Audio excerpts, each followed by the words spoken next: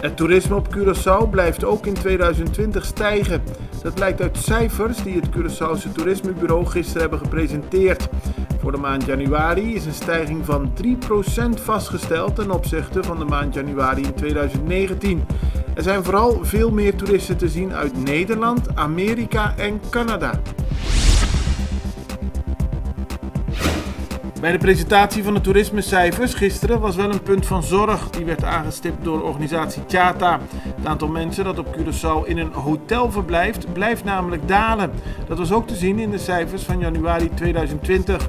Volgens Tjata moet daar goed naar worden gekeken en moet er goed worden nagedacht hoe er beter geïnvesteerd kan worden. De Curaçaose regering heeft nog geen beslissing genomen over de maatregelen om geld binnen te krijgen voor de problemen rond de Girobank.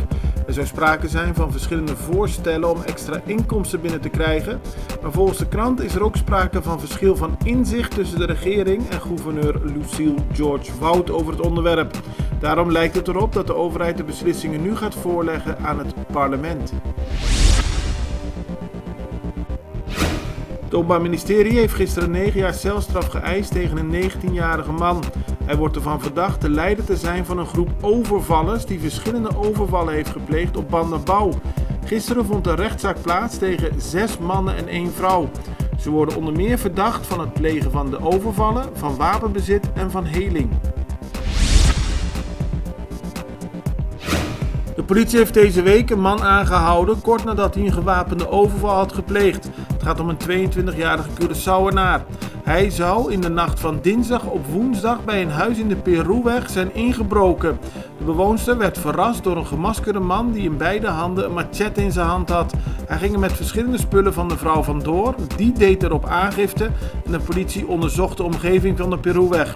Daar werd de man aangehouden in een auto zonder kentekens. De man is gearresteerd. Vandaag in de extra is te lezen dat volgens de politie de Curaçaose bevolking zich tijdens de carnaval goed heeft gedragen. In vergelijking met voorgaande jaren zijn er veel minder aanhoudingen geweest en ook waren er minder opstootjes, aldus de politie. Op de voorpagina van de extra staat vandaag een foto van werkzaamheden in het Mangrovenpark bij RIF. Vorig jaar was er veel kritiek op de geplande werkzaamheden. De extra laat nu zien dat er hard wordt gewerkt aan een weg van de tweede megapier naar de rotonde bij het nieuwe ziekenhuis. Daarbij zijn inmiddels al verschillende mangroven weggehaald.